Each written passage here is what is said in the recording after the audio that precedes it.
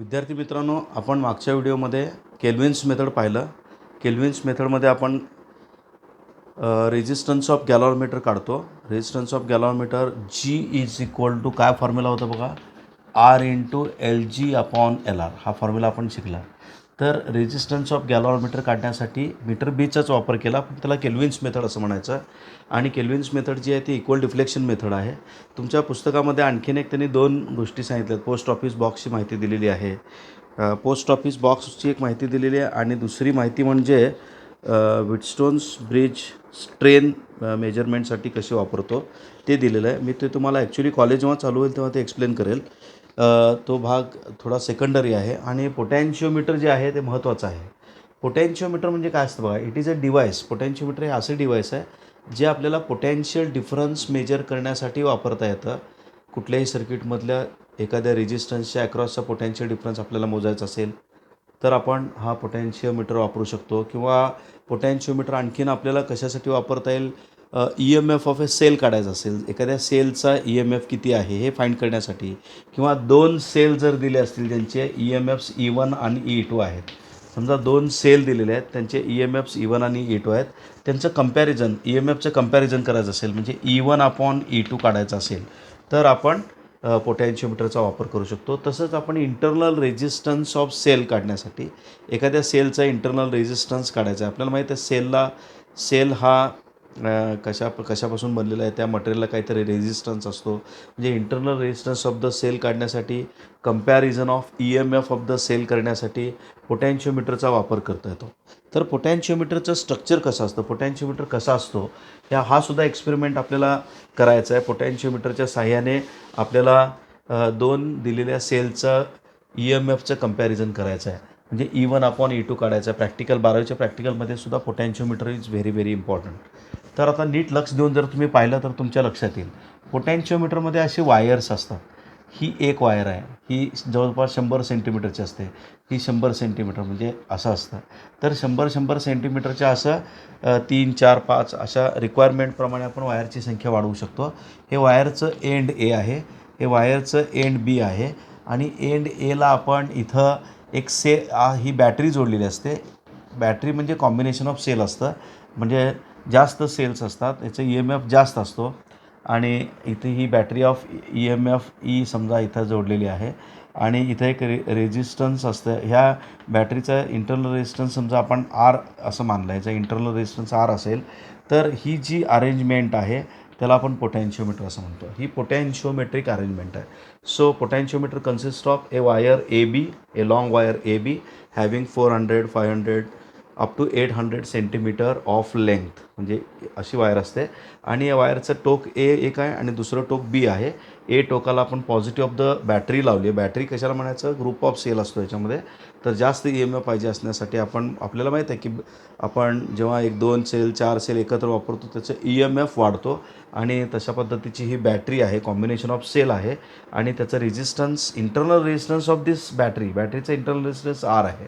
आणि या वायरचा रेजिस्टन्स कॅपिटल R आहे. म्हणजे capital R is the resistance of wire. EMF E is the EMF of battery म्हणजे मेन ही बॅटरी जी असते सर्किटमध्ये, ह्याला मेन कॉम्बिनेशन ऑफ सेल्स जो असतो त्याला बॅटरी असं म्हणायचं. त्यानंतर R म्हणजे काय, internal resistance of battery. Internal resistance असते या बॅटरीचं, इंटरनल रेजिस्टन्स स्मॉल R दाखवतो आपण. आणि कॅपिटल R म्हणजे रेजिस्टन्स ऑफ वायर. ही जी वायर आहे त्या वायरचा रेजिस्टन्स किती आहे, कॅपिटल R. सो या वायरचा रेजिस्टन्स कॅपिटल R आहे. आणि या वायरच्या दोन टोकाला आपण अशी अरेंजमेंट केलेली आहे. एक लक्षात घ्या, इथं समजा की दिलेली असेल, ही की तुम्ही प्रेस केली की जर कंप्लीट केली हे सर्किट कंप्लीट होईल आणि यातनं करंट फ्लो व्हायला चालू होईल. आणि A हा पॉझिटिव्ह पोटेन्शियलला कनेक्ट केला आहे, B हा निगेटिव्ह पोटेन्शियलला कनेक्ट केला आहे. त्यामुळं Aचं पोटेन्शियल Bचा पोटेन्शियलपेक्षा नक्कीच जास्त आहे. म्हणजे A आणि B या दोन पॉईंट्समधलं पोटॅन्शियल डिफरन्स VAB आहे. हे एक लक्षात घ्या. म्हणजे पोटॅन्शिओमीटरबद्दलच्या छोट्या छोट्या गोष्टी मी तुम्हाला सांगतो आहे त्या तुम्ही लक्षात घ्यायला पाहिजेत. समजा आपण कुठला तरी एक पॉईंट P घेतला, ह्या वायरवरचा कुठला तरी एक पॉईंट P घेतला, तर या दोन ह्याच्यामधलं डिस्टन्स, दोन पॉईंट्समधलं डिस्टन्स जर L असेल तर potential difference between point A and P is directly proportional to length of the wire. समजा हा पॉईंट पी तुम्ही जास्त आणखीन थोडा लांब घेतला तर यांच्यातलं पोटॅन्शियल डिफरन्स वाढतं. म्हणजे लेंथ ऑफ द वायर जसे जसे वाढेल तसं तसं potential difference between the 2 points of the potentiometer wire increases. म्हणजे पोटॅन्शियोमीटर वायरच्या कोणत्याही 2 पॉईंट्समधलं पोटॅन्शियल डिफरन्स हे वायरच्या लेंथवर अवलंबून असतं. So V A P is directly proportional to L. This the principle of potentiometer. पोटॅन्शियोमीटरचं हे प्रिन्सिपल आहे. पोटॅन्शियोमीटर या तत्वावर काम करतं. एक लक्षात घ्या, जेव्हा तुम्ही सेल जोडता, हा बॅटरी सेल म्हणजेच कॉम्बिनेशन ऑफ सेल जोडता, बॅटरी जोडता, तेव्हा यातनं करंट फ्लो होतो आणि या वायरच्या जसं जसं तुम्ही एपासून लांब जाता तसं पोटॅन्शियल कमी कमी होत जातो. एचं पोटॅन्शियल सगळ्यात जास्त आहे, पोटॅन्शियल कमी कमी कमी कमी असं होत जातं. आणि याचं वैशिष्ट्य एक असं असतं, ही वायर युनिफॉर्म असल्यामुळे तुम्ही समजा ए ते पॉईंट पी हे समजा अंतर 20 सेंटीमीटर असेल किंवा काय 50 सेंटीमीटर असेल वॉटेवर, किंवा 10 सेंटीमीटर असेल वॉटेवर, तर ह्या समजा 10-10 सेंटीमीटर अंतरावरचे जर तुम्ही पॉईंट्स कन्सिडर केले, समजा आपण 10-10 सेंटीमीटरवर पॉईंट्स कन्सिडर करू. समजा ए आणि हा पॉईंट असेल, हा पॉईंट आणि दुसरा पॉईंट असेल, दुसरा आणि तिसरा पॉईंट असेल, या सगळ्यातलं अंतर 10-10 सेंटीमीटर असेल. हे 10 सेंटीमीटर 10 सेंटीमीटर. तर याचं वैशिष्ट्य असं असतं की या 2 पॉईंट्समधला जेवढा पोटॅन्शियल डिफरन्स आहे तेवढाच पोटॅन्शियल डिफरन्स या 2 पॉईंट्समध्ये असतो. तेवढाच पोटॅन्शियल डिफरन्स या 2 पॉईंट, म्हणजे युनिफॉर्म फॉल ऑफ पोटॅन्शियल या वायरवर झालेलं असतं. पोटॅन्शियोमीटरचं वैशिष्ट्य काय, तर युनिफॉर्म फॉल ऑफ पोटॅन्शियोमीटर झालेलं असतं. आता मी तुम्हाला मगाशी सांगितलं की पोटॅन्शियोमीटर कशासाठी वापरतो आपण, एखाद्या सर्किटमधल्या रेजिस्टन्सच्या अक्रॉसचा पोटॅन्शियल डिफरन्स मेजर करण्यासाठी. तुम्हाला एक सिम्पल सर्किट आपण घेऊया. समजा आपण एक रेजिस्टन्स आर घेतला आणि एक सेल घेतला आहे आणि हे सिम्पल एक सर्किट आपण कन्सिडर केलं आहे आणि यातनं करंट आय फ्लो होतो आणि याच्या अक्रॉसचा पोटॅन्शियल डिफरन्स समजा व्ही असेल, तर हा व्ही याच्या साहाय्याने पण आपण मेजर करू शकतो किंवा आपण साधा एखादा व्होल्टमीटर पण इथं लावू शकतो. हा व्होल्टमीटर काय करतो, या 2 पॉईंट्सच्या अक्रॉस म्हणजे या रेजिस्टन्सच्या अक्रॉसचा पोटॅन्शियल डिफरन्स मोजतो.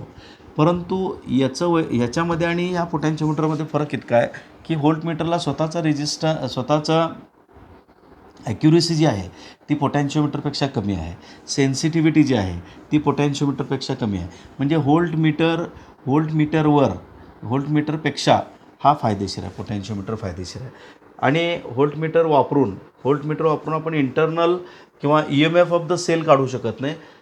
समजा एखाद्या सेलचा ई एम एफ जे आपण ॲप्लिकेशनमध्ये बघणार आहोत पोटॅन्शियोमीटरच्या, दिलेला एखादा सेल असेल त्याचा ई एम एफ जर तुम्हाला काढायला सांगितला तर व्होल्टमीटरच्या सहाय्याने आपण काढू शकत नाही, ते पोटॅन्शियोमीटरच्या सहाय्याने काढू शकतो. म्हणजे व्होल्टमीटरपेक्षा पोटॅन्शियोमीटर हे युजफुल आहे. आणि एक लक्षात घ्या, हा आयडियल व्होल्टमीटर जो असतो, मग नेमकं या 2 पॉईंट्समधला जेव्हा पोटॅन्शियल डिफरन्स हा व्होल्टमीटर मोजत असतो, व्होल्टमीटर जेव्हा पोटॅन्शियल डिफरन्स मोजतो तेव्हा हा आयडियल व्होल्टमीटर जर असेल तर याचं जे रेजिस्टन्स आहे ते इन्फायनाईट पाहिजे. म्हणजे रेजिस्टन्स ऑफ व्होल्टमीटर किती पाहिजे, इन्फायनाईट पाहिजे. परंतु प्रॅक्टिकली हे शक्य नाही. त्यामुळं ह्याच्या मेजरमेंटमध्ये म्हणजे ह्याच्या अक्रॉसच्या 2 पॉईंट्सच्या मधला जो पोटॅन्शियल डिफरन्स आहे तो हा वेगळा मोजतो. ॲक्च्युली असतो एक आणि त्याची व्हॅल्यू वेगळी एक मोजली जाते. त्याची ॲक्युरेसी कमी आहे. याची मात्र आपल्याला रेजिस्टन्स वाढवता येतं.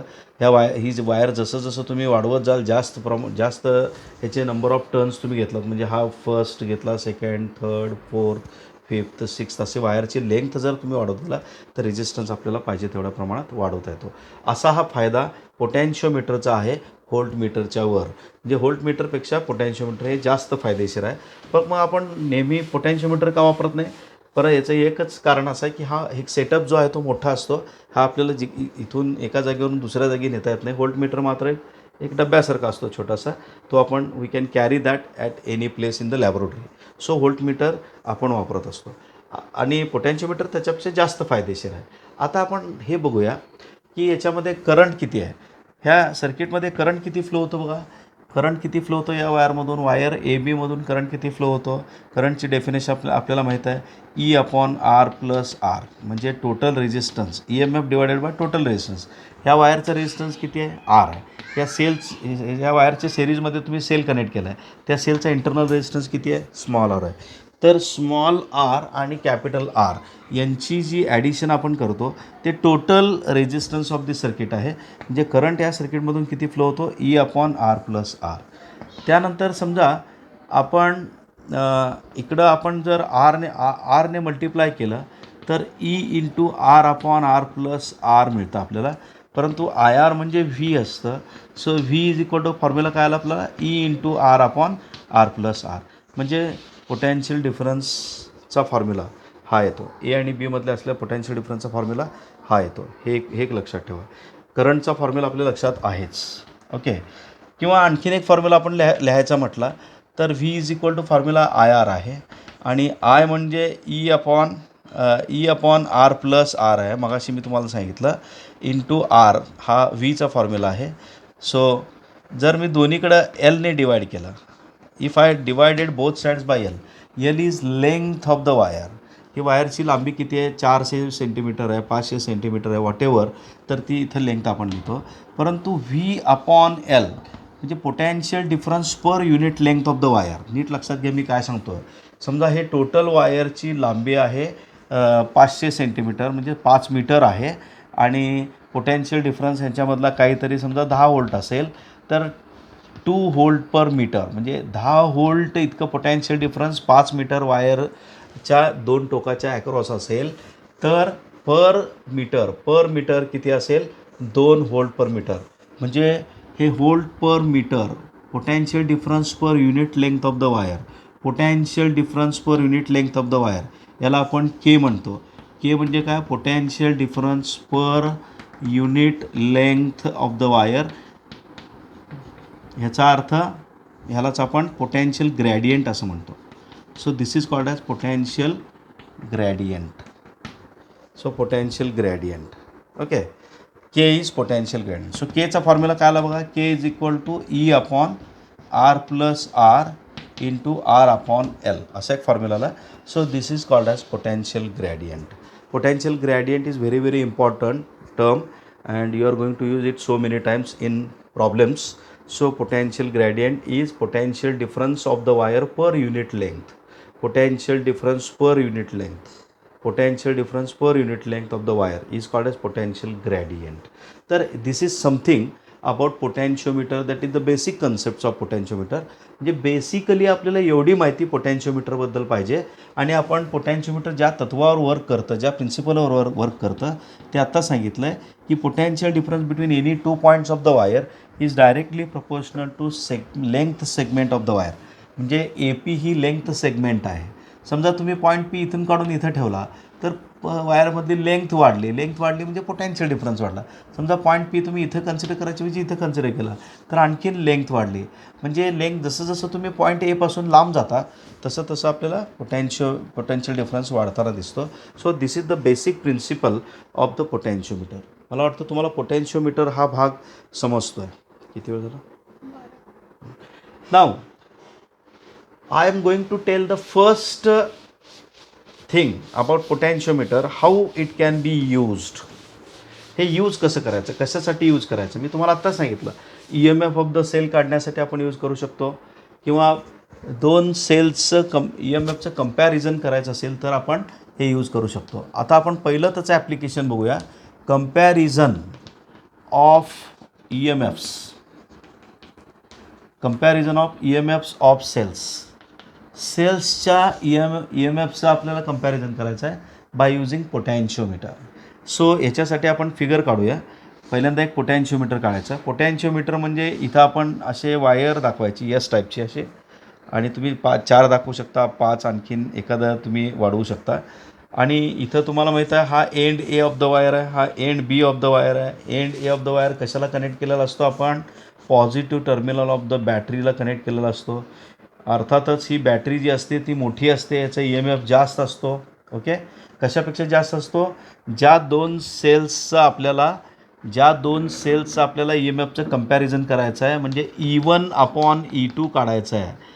E1 अपॉन E2 काढायचं आहे. E1पेक्षा देखील हा सेल मोठा पाहिजे, ही बॅटरी मोठी पाहिजे. E2 या सेलपेक्षा देखील ही बॅटरी मोठी पाहिजे. E1 प्लस E2 पेक्षा देखील E मोठा पाहिजे. एक उदाहरण घेऊ आपण.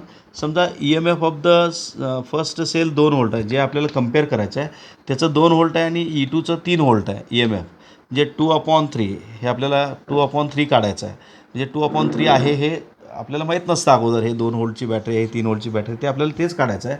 परंतु कन्सिडर समजा E1 2 व्होल्ट आहे, E2 3 व्होल्ट आहे आणि तुम्हाला E1 प्लस E2 किती येतं? 5. तर 5 व्होल्टपेक्षा ही जी बॅटरी आहे, समजा हे 6 व्होल्ट असेल, 7 व्होल्ट असेल, 10 व्होल्ट असेल, अशी ठेवावं लागेल. तर हे एक आपल्याला काळजी घेणं गरजेचं आहे. म्हणजे EMF ऑफ द बॅटरी जी आहे, बॅटरी आणि सेल यामध्ये फरक आहे.